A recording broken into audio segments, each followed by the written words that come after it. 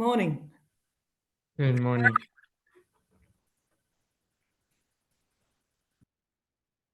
Hello, Maria. Hello, Mark. Morning, Reimer. How are you two? Yeah, very good. I thought I listened to your speech while walking through the forest with my dogs. It's Great. nice. Nice idea. It's raining, battling. I'm fine. I've read the the text you sent, and very good. On What? Vipassana you sent yesterday, right? Oh, nice. Someone read it. That's nice. No, sure. And I also listened to the questions at 5 p.m. I listened to them in the evening, and they were also very helpful. So I took part in the meeting in the morning, and then listened to the questions also in the meeting in the evening. Fully engaged. Nice. Indeed. And from the PDF, what did you take from it, or what stuck with you?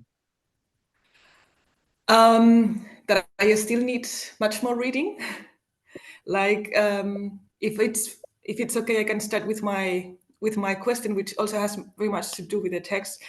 Is that since a couple of days, I have the feeling that the labels are actually conquering my everyday life, which means that I have really very nice moments. Like, for example, I live in an old building in Berlin, and with old wooden floor, and suddenly I start hearing the crunching of the wood much deeper and louder than before, and realizing it, which for me was a very pleasant moment.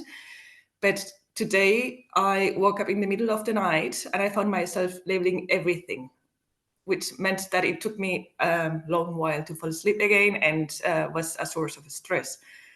So I would like, if it's possible, to get a tip, because you also answered something yesterday on my question about this, and you said to switch off. I need to learn how to switch off between both things, or my everyday life will actually get a little bit challenging.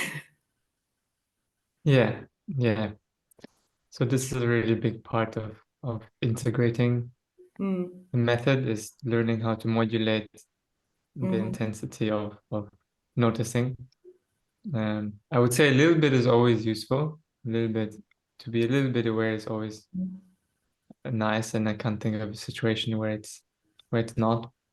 But of course, when you are trying to fall asleep, because the noting has a very energizing faculty, you're noticing phenomena quickly and rapidly, and that tends to bring energy into the mind.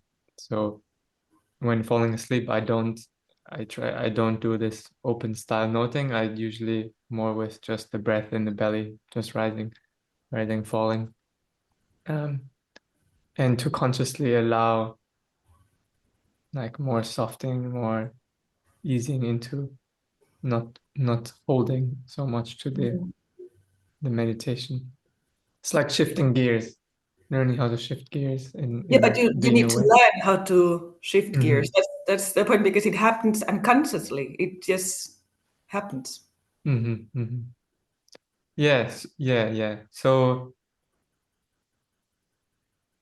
seeing then if you can do it throughout the day. So for example, if you're sitting here now, you're listening to this talk or having this conversation, then you can a little bit notice like, oh, I'm sitting, and with more like oh, like in a very casual, like, oh, I'm sitting here, I'm seeing computer, and it's not seeing, sitting, hearing, thinking.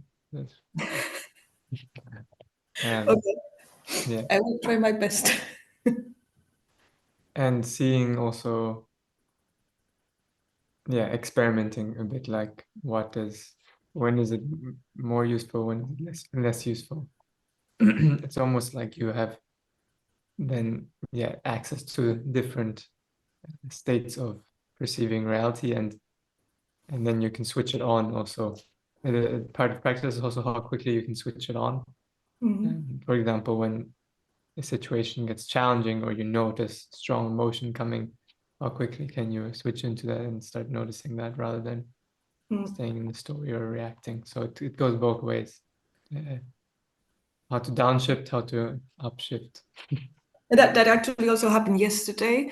I've been not in duty for the last months because of the issue I have with the feet. And so I'm going back to my job in this German way, Hamburger model. So little by little, some hours every day. So I'm now confronted to leading a team again. And I was able to balance my reactions much, much better because I was aware of what actually the reaction of our colleague was producing in my body, and I was able to actually choose my reaction to her reaction, and this was a very helpful. Yeah. What tends to happen is it slows things down a little bit, and you have more space to actually Exactly.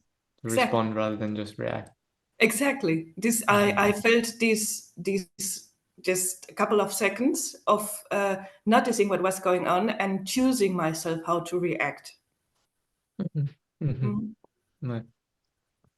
Cool. Yeah. Also, as a mother is a big help. The what? Samatha? As a mother, I have 2 children, and As a mother. Oh. yeah, Yeah. and it's yeah, a big help. Yeah, I also find in like as a partner in emotionally charged conversations. Indeed, and I'm in an intercultural marriage. I live in Germany, but I come from Spain, and my husband is German, and so we always have misunderstandings, even though we speak both languages. And just taking a time of thinking and questioning, like, is this a misunderstanding, or instead of just like bumping into the reaction. Great. And yeah, do you have something else related to the practice? Yes, it's getting much easier, and I'm actually looking forward to it. I have been practicing meditation, mindfulness, but from a psychological point of view for the past 3 years. So this is the first time I do Vipassana, and this is the first time I meditate while walking, and which is also a challenge for me because I cannot walk for very long and I cannot stand for very long, but I'm dealing okay with it. It was more at the beginning, the walking was extremely boring. And yesterday, for the first time, I saw myself looking forward to it. And the past few months have been a challenge. I was not able to walk for 5 months at all, and it was constant pain. And when I was coming back from the doctor, I suddenly realized I was walking on stones. This would have not been possible before. And I had an enormous moment of deep pleasure of feeling it, just feeling the stones again. So again, the walking, which was at the beginning a problem, a mental problem more than a physical problem, even though. And I'm looking forward to it now. And I don't have problems with the time. Well, with the sitting, I had my own practice, so this was no problem. So it's getting better. I'm enjoying it. Great. Yeah, the more of a side note, but I also had like my knee operation, and so walking was difficult for some time. I was on crutches for a month, and then slowly still weakness and pain in the knee. And I actually found the walking meditation helped me so much with that because it was really slowing down and conscious movement.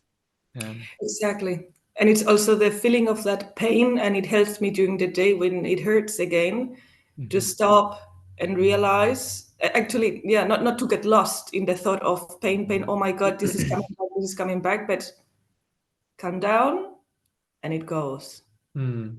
This is helping a lot. and also to enjoy the no painful moments, which were difficult to realize before. To notice that actually it's not all the time, continuous, consistent thing. Exactly. That's there. Great, nice. Mark, Raima, I have a question. Yes. So first of all, thank you very much for this course. I never said thank you so far, but I really enjoy it. I'm doing a lot of reading on the side, a lot of listening, because before I never heard about Mahasi. So I've got a lot of time at the moment because I'm in between jobs, and I just enjoy a lot of reading. What sticks in my mind is what you said initially when you talked about yourself and what you have gone through and how you transitioned from being almost on the rat race to do what you're doing now, being in the corporate world. So doing it the other way around. I mean, I've done so many development courses, but I haven't done a lot that were so impactful on my life. How do I make sure when I'm getting back onto the rat race that I keep all the good things and I make it still work? Because you go back into work and yeah, I can do some walking meditation. I can meditate in the hotel rooms. I can do a lot of things, but as a job are taking over, you know how it is. I mean, it's very difficult to make the transition from just doing nothing, just walking here and listening. I listen to 2 audiobooks in the morning. I'm walking my dogs and I'm meditating almost every day to getting back into the rat race. What's your advice on how you there must be a way on how you integrate this step by step into your daily life, so it becomes almost normal as this is becoming normal now. I don't know if I make myself clear, but yeah, absolutely. I have a question. What most concerns you about going back into the rat race, as you call it? Where do you find the biggest clash between now and the rat race? The problem is, I mean, now I know over 50. I mentioned to you when I was 28, I went to Wat Suan Mok, and my biggest regret is that I finished after 5 days and think it all doesn't make sense. And now I'm over 50. I'm back on it, and I feel that I lost almost 25 years. So the thing with the rat race is you feel it's all normal. It's nothing. It's nothing that disturbs you, which is a problem. And I would like to change this. I would like to basically become much calmer in work and much more alert to the nicer things in life. Yeah, that's really wonderful. And what you are saying now, this is your practice in the work, right? So what you notice when you are holding or attaching too much to the things which are not what you just said. Yeah. So when you're noticing that and you have cultivated some foundation of awareness, which you continue, of course, to do the meditations to keep that awareness. And fully accepting the reality, you're going to be more busy. You're going to be more busy. As you get more busy, tend to be less relaxed, you tend to be less aware. So that's normal that there's going to be some jump up in the level of tension and the level of stress. But you are not just falling into it like you used to, because there's also a part of you which is watching, and a part of you which knows something else. And if you know something else, you know when something is off or something is wrong. Like you were saying before you just thought it was normal, but now there's you have something else. You have other feelings, other experiences to see. And so you will notice when you start going into those patterns, those habits of work, those habits of relating to colleagues, those habits of relating to stress, those habits of relating to your time, and so you will notice when things get tight, when things get tense, contracted, and stressful. And now you're also older, so you have priority. Hey, actually, what is the priority now for the rest of my life? What do I think is important? And so shifting the priority from, hey, this work thing is the most important, and this, and I don't know, whatever you do, but oh, actually it's more about enjoy. And that doesn't mean I don't engage with it, but I keep that space around it, and I watch when that thing becomes bigger and starts to good morning starts to drag in my other spaces, my other places of calm, of peace, of my morning. Do I still take my morning? Do I take my evening? Or does it start to quill over into that? So for example, for me, when I was working in the corporate world, and I was already very interested in meditation, I was very, very protective of my of my space outside of the work, because the work, it tend to like well over and bulge over into the rest, because it feels like it's particularly the when you're in priority. sales. Yeah, it is the evening. it is everything. So I was very protective, like, no, it's not coming in here. And actually, if it means lower results, I accept it. I accept it. Yeah. And what else? Is there any way? I mean, I don't know if I will have the 3 hours in the morning to do meditation. Is there any advice you have that you do more in smaller chunks throughout the day? You just be more mindful throughout the day. Yeah. So there's different things. If you can't do the hour in the morning, half an hour in the morning is usually the best time to have your biggest meditation time. So if you can put in half an hour or something, this is really nice way to kind of prepare for the day, to raise that up as a priority for the rest of your day. If you put it in the beginning of the day, it will be a priority, and you'll remember throughout the rest of the day. And then there's, of course, also active things that you can do throughout the workday. So if you have 5 or 10 minutes, you can take those 5 or 10 minutes, instead of maybe reading something or doing something that you feel you need to, you take that 5 minutes to do nothing. Not to have to push the meditation in there or squeeze it in, because not to let it become a task that you need to do, but just giving space actually to do nothing throughout the day. A minute here, 2 minutes here, 5 minutes there, wherever. Because then you will never stray too far from that way of relating, and you maintain the priority of that way of relating to experience. Another thing that I use is while working, I'm also have to work like on the computer and do different videos and talk to people, and I really take priority in keeping transition time between things where I am not jumping or thinking about next. So for example, if I would have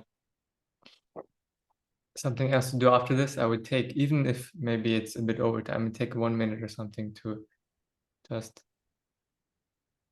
not continue running. Like maybe I'm running, I running a little bit, I get lost a little bit in something I need to do. But instead of continuing to run into the next thing, I stop running. and then take some time. And maybe I don't go to all the way down to 0. It's normal. There's some residual tension, some residual stress, but that is so important, that movement back towards. And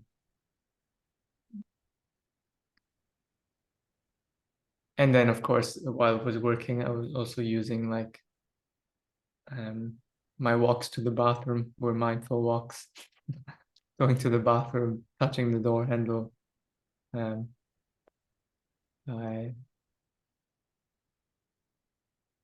Yeah, and then there's of course little things which are more like going for walks, or in between tasks. Also, in between tasks, if I was sitting in my desk, in between tasks, just take a minute to just sit. So it doesn't look so weird. I would continue to sit in my chair, but just withdraw my attention into my body a little bit, because the laptop tends to be so sucking of the attention, and you get sucked in, and then you get sucked into something else. So kind of you get sucked into something, and then just between things you bring the attention back, and then okay, you can engage with the next thing. So doing one thing at a time also.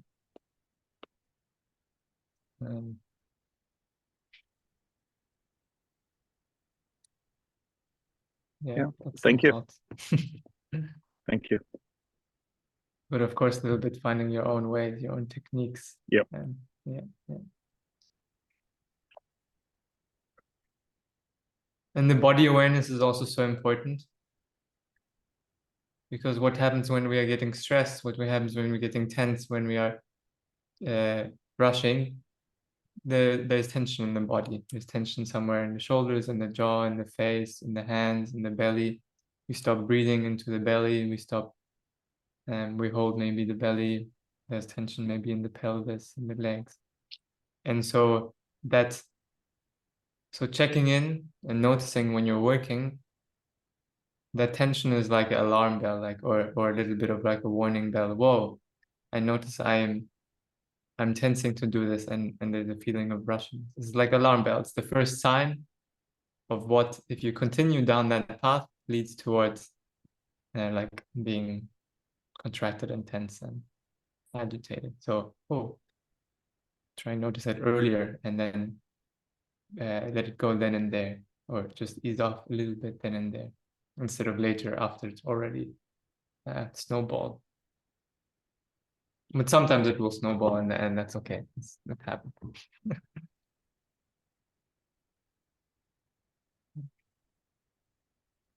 Thank you very much for your question, Mark. This was also very helpful for me, as I also have to go back now to the work reality after 5 months of stillness. And this walking to the toilet is also a great tip.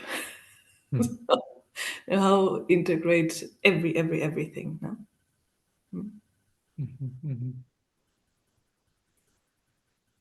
Do you have questions, Raima? Always. Raima, may I just go ahead, just Mark. ask another question, more related to the technique. So I just, like I mentioned, I listen. I'm not trying to listen to any other techniques than you are teaching at the moment, but I try to listen to what Mahasi taught in his 3 or 4 books about insight meditation. So just to get a bit of deeper understanding. I really struggle with the walking meditation, and I really don't like it. I do it, but I don't like it. I feel dizzy, and it just doesn't come natural. The sitting is no problem. I did a lot of neurolinguistic programming before, and we worked a lot with the senses. So I'm quite aware of all my senses, and it's a bit of an overload at the moment. But in one of his books, he basically says when you want to lie down, you just lie down, and particularly the lying down, I find extremely enjoyable, and it's a very different way of perceiving your senses, because you have the connection with the entire body on the floor. So I stop it. So you have a totally different awareness. And my question is, so apart from walking, sitting, lying down, what else are you doing? And have you got any others that are really struggling with the walking and just do the sitting? When I look at the major retreats, they all do sitting, walking, sitting, walking. There is nothing else than lying down or any other ways. Is this a way how you need to just get through it, even if you don't enjoy it, or what is your advice? Mm-hmm. What do you mean? What else am I doing? You said sitting, walking. Yeah. So what else am I... so are you doing meditating when you're lying down? Are you meditating when you're sitting on the sofa? Are you doing it in different positions? Okay, so 2 questions there. So yeah, the first one, formal practice, I only do walking and sitting, and the rest positions I see more as informal practice. So when this is more like talking about the different gears. So yeah, if I'm sitting on the sofa a little bit, but not serious, not with a timer, not with a not so intensely. Maybe my eyes will be open, or maybe I take a minute to just sit there to feel a little bit, of course, feel a little bit of sensation, notice seeing, notice hearing, notice what the mind is doing at that moment a little bit. It's very light, very light. So it's a different gear. Also, waking up in the morning, going to sleep at night, I'm lying and I'm just a little bit aware, like, oh, what's checking, like what's a bit here, like, oh, okay, this thought process is still happening. Okay, body's feeling like this. When I wake up in the morning, oh, okay, today body's heavy. Maybe there's some agitated thoughts, or maybe there's some pleasant thoughts. Okay, just checking a little bit, like in a different mode, different gear. Yeah. And walking through nature as you're doing now, that's also for me always a little bit like, oh, when I walk through nature, I actually try not to either I listen to a podcast or I don't listen to a podcast, and I really make that walk more about just being a little bit aware, noticing sound, sensation, thought. Then the other thing about walking meditation. So walking meditation, what do you find, what bothers you in it? So you mentioned you get dizzy, and is it the balance, or? Yeah, I think because I'm moving, I can't connect as I connect when I sit down and I'm sitting still. So that makes sense. So when I move, I've got just too much going on. I need to focus that I don't fall over. If I close the eyes, I get dizzy. If I leave the eyes open, there's too much to see, and I think too much. I mean, I'm gonna try tomorrow. The kids are not there, and the family's not there, so we have a big garden. So we're gonna do tomorrow walking meditation in the garden, because I can actually walk around in a circle, which is a different than in the living room or in the house. But I just don't get the walking meditation yet. Mm-hmm, mm-hmm. Yeah. Okay. So there's a few practical things about walking, and then there's a few like more the meditative perspective on walking meditation. So practical things about walking: make sure you're walking, your steps can be very, very small, and like you don't have to raise the foot very high and walk. They can really just be above the floor. and maybe that tends to help to be a bit more stable. And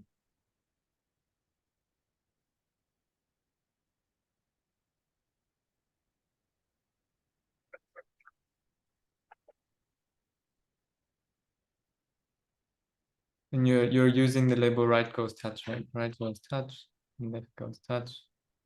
Yeah. And so for you then, going a little bit more into that, so seeing, because now your eyes are open and you maybe get distracted. Okay, try to lower the eyes, lower the gaze, try to do it in a space where there's not so much object stuff around. You said with eyes closed, there's many, it's too dizzy, it's too difficult to hold your balance. But you can also label and notice that thing, those things happening. So noticing when anxiety comes, noticing when balancing or dizziness, label that, notice that, because it's not a continuous thing. It's not there all the time. It's sometimes you might feel, oh, I'm dizzy. Oh, I feel I'm doing it wrong, doubting, dizziness. And then maybe it's okay for a step or two, and then maybe again something else comes.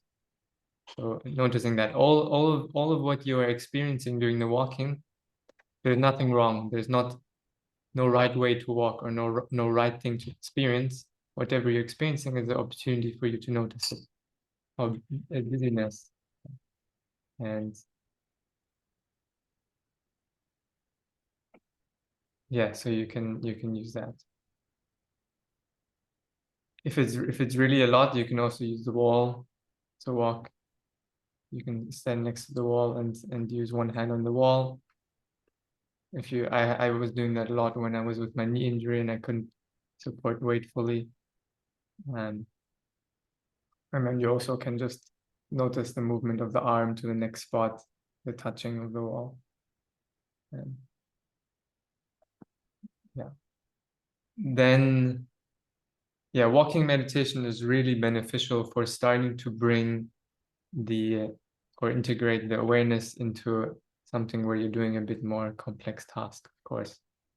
Because in life, it's more like that. It's actually, there's much more in the life, much more stimulation. It's more like running, yeah? Yeah, it's more like running while thinking about stuff, while juggling.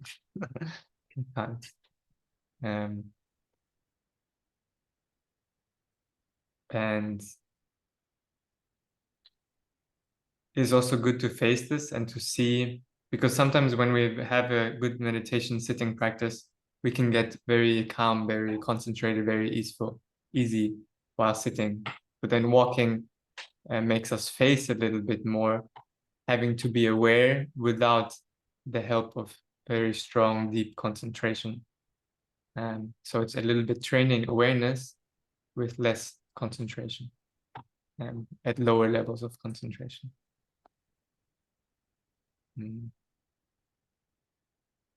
Yeah, so to say, continue trying. Okay. Yeah, thank you.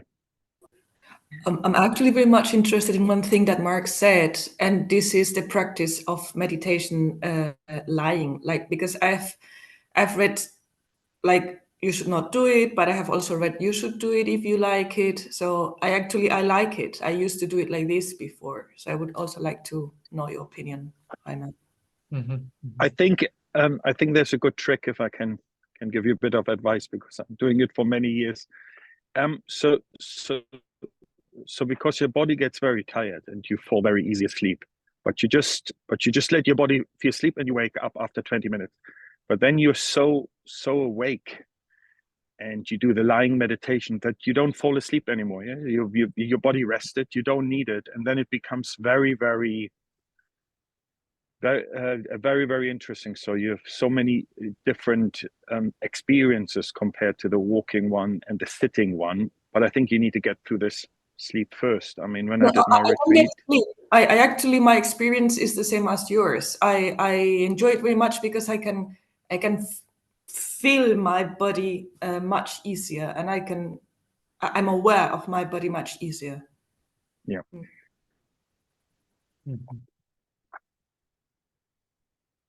Yes, it is nice, and it is a great way to rest the body also. So I did this actually a lot. I would do like walking, then lying, then sitting, 30 minutes, 30 minutes, 30 minutes while I was in the monastery. Okay. And sometimes I would fall asleep a little bit and then you wake up again. But because you are prioritizing awareness as you go to sleep, then it makes it very likely that awareness is there as you come out of the blackout. And it's practicing to, because usually if we untrained, we fall asleep. Like there's a lot of thinking activity, thinking activity subsides, but there's no awareness. And then you sleep and you wake up and there's thinking activity and thing. But here, because you're prioritizing the awareness, it's there, and then you can actually just, you can aware the first moment that you are coming out of becoming conscious. Oh wow, this is the first conscious moment. What is the first conscious breath? Oh, my first breath when I was awake was an inhale or it was an exhale. So yes, but of course it's easy to fall asleep. So if it's the only thing you're doing, then maybe it's not so conducive. But if you're combining it, let's say with especially if you're doing some meditation before and then going to lie down, there will be momentum. And yeah, ultimately we have to practice in all positions, in all postures, in all situations. Great answer. Thank you.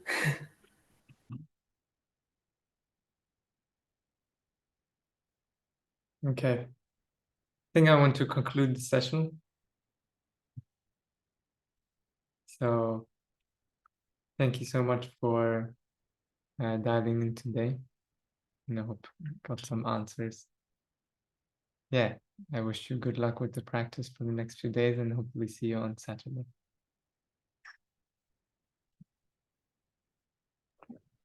Thank you, Raima. Bye. Bye-bye.